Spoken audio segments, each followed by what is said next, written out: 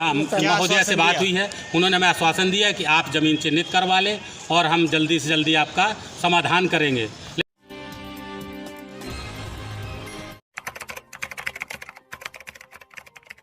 Alona का किसान हूँ। हमारे गांव में सबसे बड़ी समस्या आवारा गौवंश की है। हमारे गांव में गौवंश दो प्रकार के, एक वो है जो सरकारी गौशाला में 250-300 की संख्या में बंद है।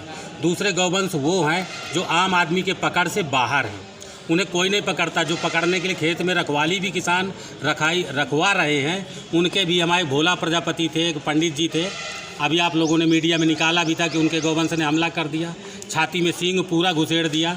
अभी वो कानपुर हाईलेट से वापस आया है।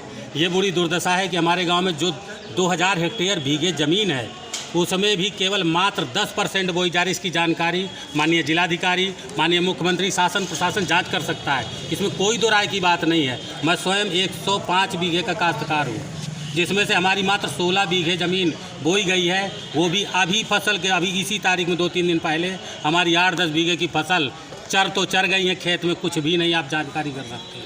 इसी प्रकार मैं ही अकेला किसान नहीं हूँ। हमारे गांव में ये कई हज़ारों ऐसे किसान हैं, सभी की यही दशा है। मात्र जिसके 100 बीघे है, 200 बीघे, सबसे बड़ा काश्तकार का गांव है। क्या कुछ मांगे हैं? क्या कुछ आप लोगों की मांगे हैं? हमारी मांगे हैं कि हमारे गांव में सरकार द्वारा बड़ी गौशाला, चूँकि छोटी गौशालाओं में इन आवारा जानवरों को शिफ्ट करना मुश्किल है, पहले तो पकड़ना मुश्किल है। तो हमारे लिए ये है कि शासन के द्वारा अगर शेर और बाघ पशुपालन विभाग से पकड़े जाते तो आवारा गाय शासन से बढ़ के नहीं है। हम माननीय मुख्यमंत्री से, माननीय जिलाधिकारी महोदया से निवेदन करेंगे कि हमारी ये बहुत कठिन समस्या है, आप जांच कर लें। अगर किसान झूठ बोलता है तत्काल जेल में। अगर हमारी मांगें नहीं मानी जाती हैं तो हम लोगों ने ज्ञापन देके कहा कि 17 तारीख से ग्राम पंचायत का पूरा किसान 3 दिवसीय हड़ताल करेगा, कार्य बहिष्कार करेगा, कृषि कार्य में नहीं जाएगा। इसके बाद आमरण अनशन जारी करेगा। तब भी नहीं होता है तो केन नदी में जा कर के हम लोग जल सत्याग्रह करेंगे। सरकार और शासन और जिलाधिकारी अगर हमारी इन जायज़ मांगों को नहीं सुनते हैं तो हम जायज़ मांगे मंगवाने के लिए हमीरपुर राजमार्ग को भी बंद किया जाएगा। हमारी मांगे न्यायोचित है। मांग हमारी दो ही है, एक हमारा थाना पैलानी लगता है, हमारी मांग तहसील पैलानी भी है। हमारी मांगे यही है कि हम किसान परेशान हैं, हमें पता कर ले। अगर बात हुई अभी क्या हाँ, महोदया से बात हुई है। उन्होंने हमें आश्वासन दिया है कि आप ज़मीन चिन्हित करवा लें और हम जल्दी से जल्दी आपका समाधान करेंगे। मैं ग्राम प्रधान अलोना हूँ। ये आप लोगों से निवेदन है मेरा जिलाधिकारी और मुख्यमंत्री जी से, माननीय मुख्यमंत्री जी से, कि हमारे गांव में अन्ना गौवंश बहुत ज़्यादा है, जिससे हमारे यहाँ 2000 हेक्टेयर में खेती है, जिसमें से 10 या 20% बोई जाती है, बाकी सब पड़ती पड़ी हुई है।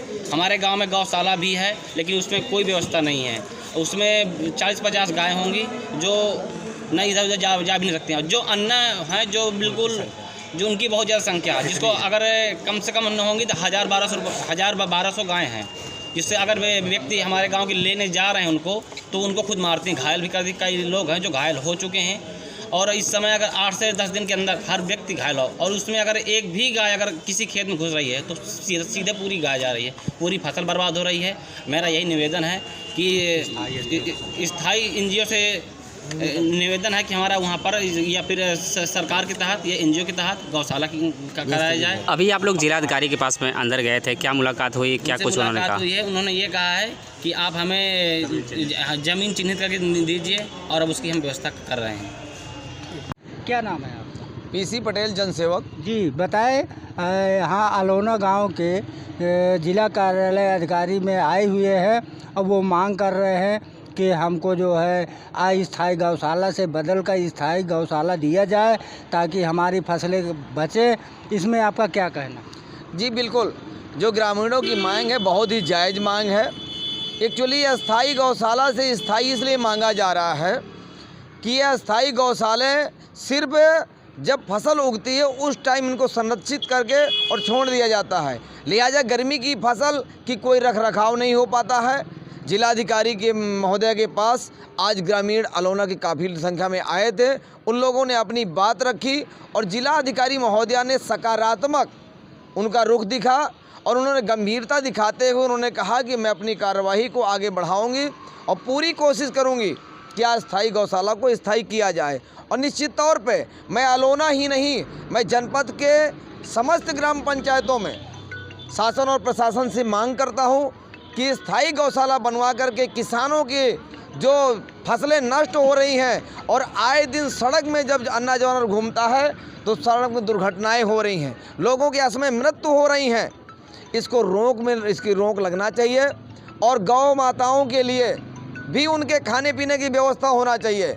बहुत जगह देखने को मिलता है कि गौशालाओं में बधशाला के जैसा सलूक किया जाता है, लेकिन जब कोई समाज सेवी ग्रामीण आवाज़ उठाता है तो उसके ऊपर तमाम तरह के फर्जी मुकदमे लगा करके उस आवाज़ को दबाने का भी काम किया जाता है। क्या लगता है कि ये आश्वासन जल्द ही पूरा हो जाएगा? जैसा कि जिलाधिकारी महोदय की सोच है, उन्होंने कार्यवाही को आश्वस्त किया है किसानों को। निश्चित तौर पे लग रहा है कि इस कदम में उनका कदम आगे बढ़ेगा और सफल होंगे, और निश्चित तौर पे होना भी चाहिए। क्या नाम है आपका? पीसी पटेल, जनसेवक, बबीरू। न्यूज़ चैनल बांदा से नट्ठू प्रसाद पटेल, बांदा।